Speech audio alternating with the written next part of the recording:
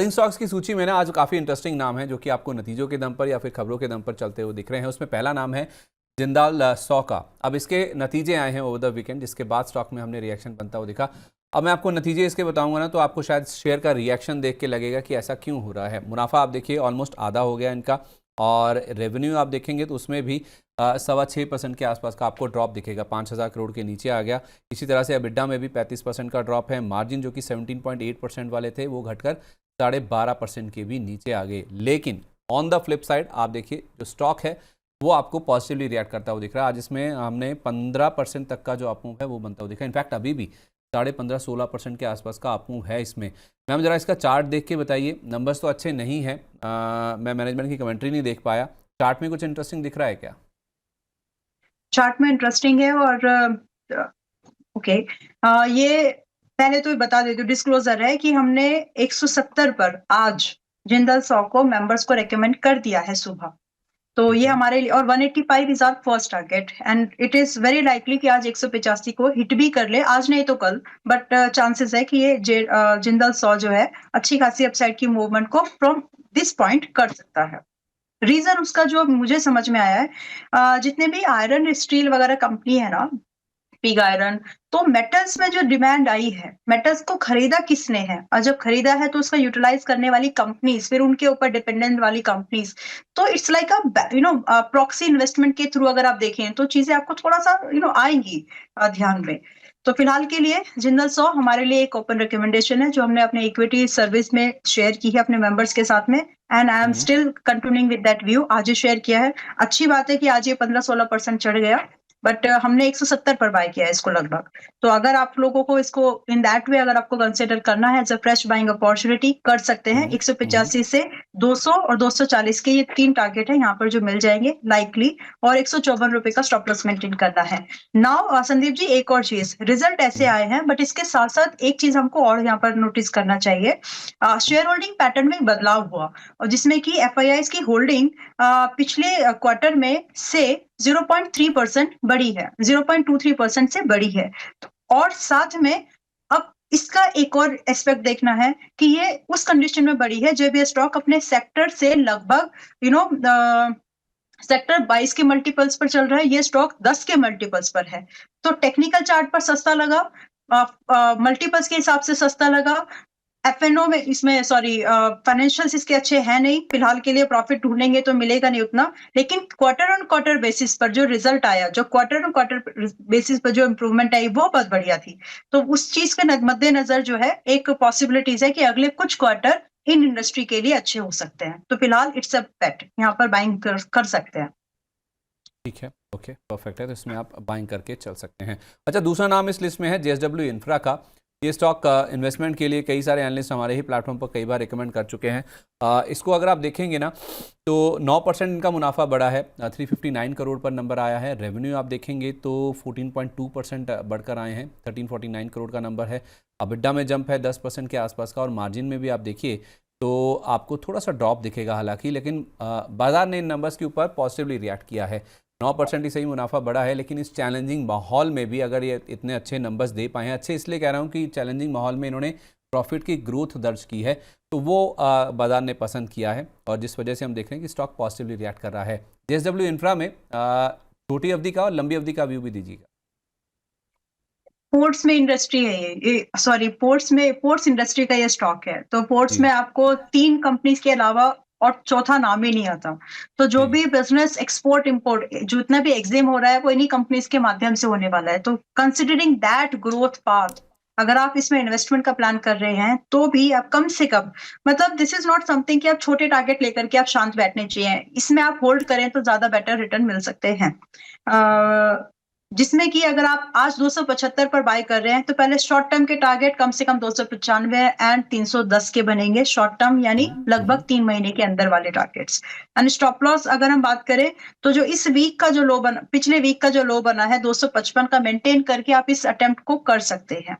रही बात long term prospect से संदीप जी, तो ये खरीद कर रखने लायक स्टॉक लगता है। कम से कम इसमें जो इसका पुराना हाई था 350 के आसपास गया था, शायद 360, यस। तो फिर भी कम से कम इसमें 350 का पहला टारगेट अगर हम इसको 1 से 1.5 साल का टाइम दें और 450 ओवर एक्सपेक्टेशन नहीं है, क्वालिटी स्टॉक है। इसीलिए शुरुआत वहाँ से की थी कि पोर्ट के बिज़नेस में सिर्फ़ 3 ही कंपनीज़ हैं। तो इसका भी अच्छा खासा जो होल्ड है वो इंक्रीज़ हो रहा है। तो इसको अच्छी नज़र से देखें तो अच्छा रहेगा क्योंकि अच्छे रिटर्न बना सकता है। अच्छी नज़र से देखने के लिए तैयार हैं, लेकिन उसी नज़र में ना एक सवाल आता है, अगर आप जल्दी थोड़ा बता सकें, ऐसा क्या है स्टॉक के चार्ट में या फिर आप क्या देख पा रही हैं जो हर कोई बोलता है कि लंबी अवधि में लेके रखने लायक, छोड़ देने वाला स्टॉक है? देखिए सबसे इम्पोर्टेंट जो बात आती है सिर्फ़ चार्ट की नहीं आती। उस चार्ट वो चार्ट किस बिज़नेस का है, किस वैल्यूएशन पर है और पीट्स क्या है, कम ओवरऑल इंडस्ट्री के डायनामिक्स क्या हैं, ये सारी चीज़ों को देखकर ही एक व्यू बनता है। अब अगर हुँ, यही चार्ट मेरे को आप ज़ोमैटो के लिए बोलें, सेम स्ट्रक्चर, प्राइसिंग, मैं बोल दूँगी छी हटाओ ये नहीं देखना है। तो it's like that. But port business is very good, India में कॉम्पिटिशन बहुत अच्छा, बहुत ही लिमिटेड पीट्स हैं, बिज़नेस जो इसमें प्लेयर्स हैं और कम मार्केट का जो एक्सपेंशन हो सकता है, बहुत अच्छे लेवल पर हो सकता है। तो वो चीज़ है। रही बात वैल्यूएशन, तो सेक्टर से लगभग दुगनी 1.5 गुना महँगा है, तो धीरे-धीरे आ जाएगा उस वैल्यूएशन पर, ये एक चीज़ है। और रही बात, शुरुआत वहीं से होती है कि चार्ट किस चीज़ का है। तो ये पोर्ट कंपनी का चार्ट है, जो कि आपको एक इंफ्रास्ट्रक्चर दे रही है। तो उस चीज़ को चलते हुए, और रही बात स्पेसिफिकली चार्ट, तो चार्ट में उतना कुछ आपको लगेगा नहीं कि अभी तो भाई इतने महीनों से एक ही रेंज में कंसोलिडेट हो रहा है। तो आप क्या ढूँढेंगे? आपको वो देखना है कि किस चीज़ पर हो रहा है ये। तो फिलहाल बहुत लंबा समय हो गया इसको, आईपीओ प्राइस से भी ऊपर ही है। लगभग अगर हम बात करें अप्रैल से लेकर के अभी तक एक रेंज में अटका पड़ा है, 250 से लेकर के लगभग 300 की रेंज में अटका पड़ा है। अब यहाँ से निकलने की तैयारी है बहुत ज़्यादा। ठीक है, परफेक्ट है, ओके। अगला नाम इसी लिस्ट में है नेटवेब टेक्नोलॉजीज़ का। अब इस स्टॉक को लेकर भी ना लोगों के मन में बहुत सवाल हैं। ये एक डेटा सेंटर का प्ले है और इस बार हुआ क्या है ना, इन्होंने जो नतीजे दिए हैं ना उसमें रिकॉर्ड मुनाफा, रिकॉर्ड रेवेन्यूज़ दर्ज किए हैं इन्होंने इस तिमाही के दौरान, जो Q3 के नंबर्स आए हैं। और मुनाफा अगर आप देखेंगे तिमाही दर तिमाही 90% ग्रो किया है। 73 करोड़ से ज़्यादा का मुनाफा आया, 805 करोड़ रुपए के आसपास का रेवेन्यू इन्होंने दर्ज कर दिया। और इन्होंने अपने कमेंट्री में कहा नंबर्स के दौरान कि इस बार इन्होंने Q3 के दौरान, इस तिमाही के दौरान एक स्ट्रेटेजिक ऑर्डर पूरा किया है 450 करोड़ रुपए का। उसी वजह से इनके जो नंबर्स हैं इतने सॉलिड आए हैं। तो एक समय था ये स्टॉक 4000 को भी लेवल पार कर गया था। आज भी नंबर्स के दम पर हमने 3700 पार होता हुआ दिखा। 3753 का हाई था और 3753 का हाई लगाकर अभी ये 3476 के आसपास ट्रेड कर रहा है। अभी भी 4% के आसपास का अप मूव है। एक समय 10-11% भी ऊपर था ये। तो सवाल इसमें ये है कि क्या ये बाय ऑन डिप है, मतलब हर गिरावट पर खरीदने वाला शेयर है? नहीं, ऐसा भी नहीं है एग्ज़ैक्टली, लेकिन येस, क्वालिटी स्टॉक तो है। पोर्टफ़ोलियो में अगर आपने अच्छे दाम पर खरीदा तो रख सकते हम्म। हैं। तो मेरे हिसाब से वही बात बोली थी ना अभी, मैं मानती हूँ कि हर मौका गिरावट में मौके होते हैं, लेकिन हर नहीं, क्या था? जो भी है। लेकिन मैं मानती हूँ कि गिरावट में मौके होते हैं, है ना? लेकिन हर गिरावट मौके भुनाने वाली नहीं होती। तो दोनों ही फ्लिप साइड है। आपको बहुत कॉशियस होकर के स्टॉक्स देखने हैं। But to be hmm. Specific, Netweb Tech अगर हम देखें तो आज की डेट में 3480 के आसपास में है। थोड़ा-सा रुक जाएँगे अगर, तो संदीप जी वापस से ये 3200 से 3100 का भाव दिखा देगा। वहाँ पर एक बार खरीदारी के बारे में सोच सकते हैं with a hmm. Very simple type of stop loss, जिसमें कि इसका जो 200 दिन का मूविंग एवरेज है उसी को स्टॉप लॉस मान करके चले। अगर लगातार, एक नंबर नहीं बता सकती मैं इसमें क्योंकि इसकी स्ट्रैटेजी अलग है। अगर लगातार ये स्टॉक 2 दिन लगातार 200 दिन के मूविंग एवरेज के नीचे बैक टू बैक क्लोज करे तो एग्जिट करें, अदरवाइज होल्ड करिएगा उसको। लेकिन फिलहाल एंट्री इसमें 3200 से 3100 के आसपास की बनाने का वेट करें। रही बात टारगेट, तो क्योंकि ये उस बिज़नेस से जुड़ा है जो कि भारत एक न्यू एरा बिज़नेस है, सनराइजिंग इंडस्ट्री है। तो इसमें आप अपने बड़े टारगेट की एक्सपेक्टेशन रखेंगे तो ओवर हाँ? एक्सपेक्टेशन नहीं कहलाएगी वो। इंडस्ट्री के नॉर्म्स वैसे हैं। तो 4000 से 4500 तक का भाव इसमें आ सकता है अगले 1.5 साल के अंदर लगभग-लगभग। 4500 तक का भाव अगले 1.5 साल में नेटवर्क टेक्नोलॉजी आ सकता है। ठीक है, परफेक्ट है। आरबीएल बैंक देखिए, आरबीएल बैंक में ना 250-260 के आसपास से ये स्टॉक चलना शुरू हुआ था और अब जो रिजल्ट्स आए हैं ना उसमें हालांकि मुनाफा बहुत बढ़िया आया इनका, मुनाफा छोटा बेस था। मुनाफा इनका जो 33 करोड़ था बढ़कर 214 करोड़ हो गया, 6.5 गुना की बढ़त आ गई। लेकिन बाजार मान के चल रहा था 265 करोड़ का नंबर आएगा। एक बात ये, एनआई अच्छा ग्रो करके आई है, 4.5% से ज़्यादा की ग्रोथ इनकी नेट इंटरेस्ट इनकम यानी कि शुद्ध ब्याज आय में आई है। अब दिक्कत की बात होगी जो कमेंट्री आई है, बैंक ने क्या बोला है मैनेजमेंट ने कि 2 तिमाही तक, यानी कि 2 और जो क्वार्टर्स के नंबर्स आएंगे उसमें हो सकता है कि क्रेडिट कार्ड से जुड़े हुए जो स्लिपेजेस हैं वो इन्होंने बढ़ने की आशंका जताई है, चेतावनी दी है। उसको शायद बाजार ने पसंद नहीं किया, जिस वजह से स्टॉक आज 7% तक का लुढ़क गया। थोड़ी सी रिकवरी करने की कोशिश कर रहा है, 300 के आसपास सपोर्ट ले रहा है। क्या करना चाहिए आरबीएल बैंक में? थोड़ा सा वेट एंड वॉच करेंगे तो ज्यादा अच्छा रहेगा।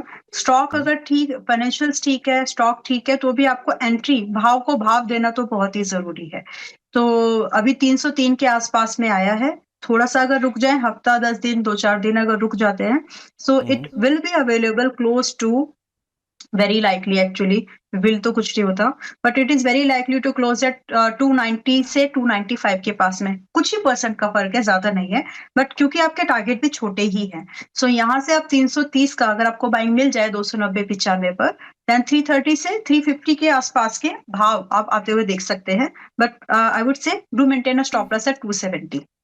ठीक है। विप्रो में क्या करें मैम? विप्रो में इनका जो आईटी बिजनेस का रेवेन्यू है वो 3.3% बढ़कर आया, लेकिन उतना नहीं आया जितना बाजार मान के चला था।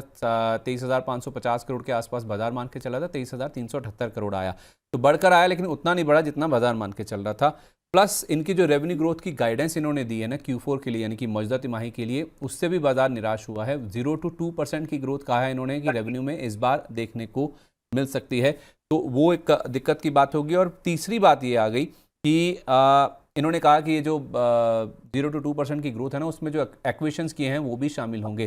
तो अधिग्रहण को मिला के अगर ये 0 to 2% ग्रो करेंगे रेवेन्यू टर्म्स में, तो वो बाजार की उम्मीद से खराब है। और तीसरी बात, जो डील बुकिंग्स है ना, वो $3.34 बिलियन पर इन्होंने रिपोर्ट किया है, जो कि 6 तिमाही में सबसे कम है। 6 क्वार्टर के लो पर नंबर रिपोर्ट किया है। तो इससे स्टॉक में हमने देखा है कि भारी झटका लगा है। एक समय तो ये 10% नीचे था, अभी भी 8% के आसपास की गिरावट है। तो विप्रो में क्या करें मैम, और आईटी पर आपका व्यू?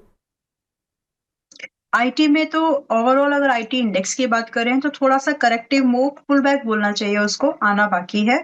और उसमें, उस पुल बैक में आप अपने पसंद के स्टॉक्स को फाइंड करके रख लीजिए जो आपको लगता है कि खरीदने हैं। उसमें आप, मेरे हिसाब से उसमें इन्फोसिस हो सकता है, टीसीएस हो सकता है, परसिस्टेंट जगह ले सकता है, एंड थोड़ा बहुत कोफोर्ज, ये स्टॉक्स उसमें जगह ले सकते हैं, बट भाव सही रखने की कोशिश करिएगा। सो टू बी स्पेसिफिक, विप्रो अभी 246 पर है एंड महंगा है। तो अगर आप खरीदने का प्लान कर रहे हैं, थोड़ा सा रुक जाइए, और लगभग 235 से 230 इस भाव पर आए तो एक बार अटेम्प्ट करिएगा जरूर, करने की कोशिश जरूर करिएगा, जिसमें कि आपका स्टॉप लॉस जो है बहुत छोटा बनेगा, 215 ओनली। एंड बट जो टारगेट है 250 से स्टार्ट होंगे एंड अप टू 285 तक जा सकते हैं। तो विप्रो भी अगर खरीदना है आपको, तो भी सस्ते भाव पर खरीदिए, ताकि ये जो पूरा न्यूज का इम्पैक्ट है, क्योंकि अगर ऐसी कोई बड़ी न्यूज है जो कि कम, एक न्यूज होती है कि छोटी मोटी न्यूज का टाइप हो गया, लेकिन अगर आपकी कमेंट्री मैनेजमेंट की तरफ से कुछ ऐसी आ रही है, आपके फाइनेंशियल्स फोरकास्टिंग कुछ ऐसी चल रही है, जो उसके अगले फाइनेंशियल्स को इम्पैक्ट करे, अगले रिजल्ट्स को इम्पैक्ट करे, तो उस समय में आपको थोड़ा सा रुककर उस स्टॉक में और उस न्यूज को पूरा होने दीजिए, उसको प्राइस इन होने दीजिए, और जनरली 3-4 दिन लगते हैं उसको। तो आप इसको समय दे दीजिए, थोड़ा सा सस्ते में खरीदिए, और 230-235 के पास में। ठीक है, इसका वेट एक कर बेटर लीजिए। सब्स्टिट्यूट आज की डेट में इन्फोसिस है। अच्छा अच्छा, ठीक है, प्लीज कंटिन्यू। जी, तो अगर इन्फोसिस को किसी को 1680 के आसपास खरीदना है तो एक बार देखा जा सकता है, बट स्टॉप लॉस स्ट्रिक्ट रखिएगा, जिसमें कि 1600 के नीचे स्टॉप लॉस की जरूरत नहीं है। मेंटेन स्टॉप लॉस है 1600 and do expect target close to, ये मेरे पोर्टफोलियो में था last to last month, it's not in my portfolio any more, जिसमें कि एक मिनिमम जो टारगेट हम यहाँ पर देख पाएंगे 1720 का एंड लगभग 1800 जो बायबैक वाला प्राइस था। तो आप इनको देख सकते हैं। संदीप जी, मुझे याद आया कि जब बायबैक वाली न्यूज आई थी, आपने उसको 2-3 बार, मतलब 2-3 बार आपने उसको कवर भी किया था, and that time this stock was close to 1450 and 60 kind of. So वहां से भी रिकमेंडेशन हमने दिया था कि स्ट्रेटेजिकली इसमें क्यों व्यू बनता है लॉन्ग का, और तब की बात है और अब की बात है, ये लगभग 1700 के आसपास आ गया चलते चलते। ठीक है, ओके, परफेक्ट है। तो विप्रो के लिए वेट कर लीजिए, और इसके बेटर ऑप्शन है इन्फोसिस का 1680 के आसपास, 1720 1800 के टारगेट, 1600 रुपये का आपको स्टॉप लॉस रखना होगा। एक सीजी पावर देखिए मैम, एक मुरुगप्पा ग्रुप की कंपनी, अब तो ये बहुत ही शानदार टर्न अराउंड हुआ है इस कंपनी का, मुरुगप्पा ग्रुप ने किया है।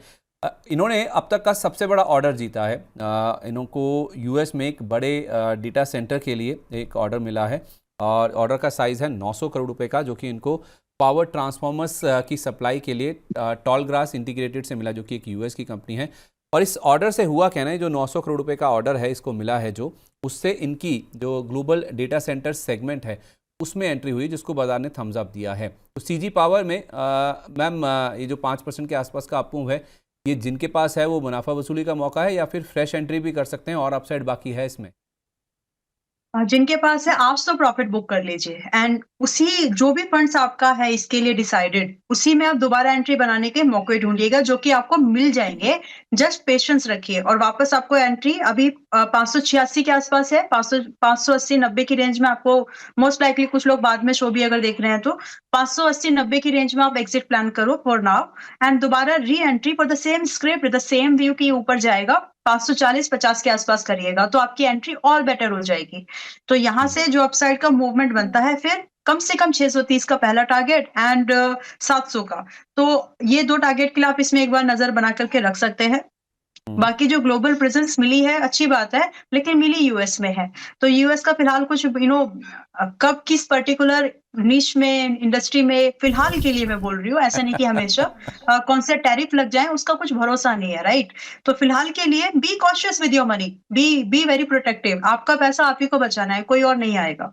तो फिलहाल के लिए प्रॉफिट जो है उसको निकालो एंड 540 के आसपास लगभग 5 पॉइंट प्लस माइनस वापस एंट्री बना सकते हैं। बिल्कुल सही कहा आपने। और ये आपका ही व्यू नहीं है, मैं दूसरा मतलब ये व्यू है जो ले रहा हूँ कि यूएस से क्योंकि इनको ऑर्डर आया तो थोड़ा सा take it with the pinch of salt, थोड़ा सा आप ध्यान रखिए, कॉशियस रहिए, कब क्या हो जाए, कब स्थिति बदल जाए। इसलिए इसमें मुनाफा वसूली कर लें, वो ज़्यादा बेटर है। एक स्टॉक और है मैम बीएचईएल का, जिसके नंबर्स आए हैं। On the face of it आप देखेंगे ना, नंबर्स आपको बहुत शानदार नजर आएंगे। बीएचईएल में 3 गुना के आसपास इनका मुनाफा बढ़ा है, रेवेन्यू में 16% के आसपास का ग्रोथ है, अदर इनकम बढ़ी है इनकी, और उसके साथ साथ आप देखिए EBITDA 80% ग्रो किया और मार्जिन में भी ऑलमोस्ट 220 बेसिस पॉइंट, जी हाँ 4.2% वाले मार्जिन 6.4% पर पहुंच गए हैं। तो नंबर्स बहुत ही ज़बरदस्त है। फिर आप कहेंगे कि शेयर में गिरावट क्यों है? जी हाँ, शेयर गिर रहा है आज, और इसमें ना जो मैनेजमेंट की कमेंट्री है ना, उसका ज़्यादा बड़ा हाथ है। मैनेजमेंट ने केवल ये कहा है कि इन नतीजों में लेबर कोड का जो इम्पैक्ट है, जो कि हमने IT कंपनियों में देख लिया है और कुछ हद तक बैंक्स भी इसको हाईलाइट कर रहे हैं, मैनेजमेंट ने कहा है कि लेबर कोड का इम्पैक्ट इन नंबर्स में शामिल नहीं है, हम उसका आंकलन कर रहे हैं, उसकी अकाउंटिंग करेंगे, उसी से बाजार गिर गया। तो मतलब बाजार मौके ढूंढ रहा है और खराब खबरों के ऊपर ज़्यादा रिएक्ट कर रहा है। अब बीएचईएल में क्या करें?